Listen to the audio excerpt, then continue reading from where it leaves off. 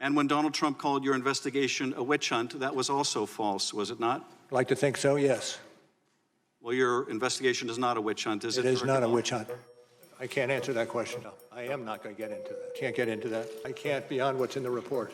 Director Mueller, the president has repeatedly claimed that your report found there was no obstruction and that it completely and totally exonerated him. But that is not what your report said, is it? Correct. It is not what the report said. So the report did not conclude that he did not commit obstruction of justice. Is that correct? That is correct. And what about total exoneration? Did you actually totally exonerate the president? No. Now, in fact, your report expressly states that it does not exonerate the president. It does. So it's fair to say the president tried to protect himself by asking staff to falsify records relevant to an ongoing investigation. I would say that's generally a summary. Were there significant changes in tone or substance of the report made after the announcement that the report would be made available to Congress and the public? I can't get into that. Director Mueller, why did the President of the United States want you fired? I can't answer that question. Did your investigation find that the Russian government perceived it would benefit from one of the candidates winning? Yes.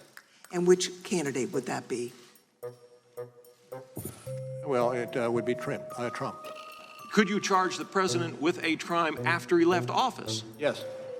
You believe that you could charge the president of the United States with obstruction of justice after he left office? Yes. Ethically, under the ethical standards? Well, I'm not certain because I haven't looked at the ethical standards, but the OLC opinion says that the prosecutor, while he cannot bring a charge against the sitting president, nonetheless he can continue the investigation to see if there are any other persons who might be drawn to the conspiracy. Can you tell me exactly what happened? I can't beyond what's in the report. Who told Papadopoulos? How'd he find out? I can't get into the evidentiary Yes, you can, because you wrote about it. You gave us the answer. Page 192 of the report, you tell us who told him. Did the president refuse a request to be interviewed by you and your team? Yes. Yes. And is it true that you tried for more than a year to secure an interview with the president? Yes. And is it true that you and your team advised the president's lawyer that, quote, an interview with the president is vital to our investigation, close quote? Yes.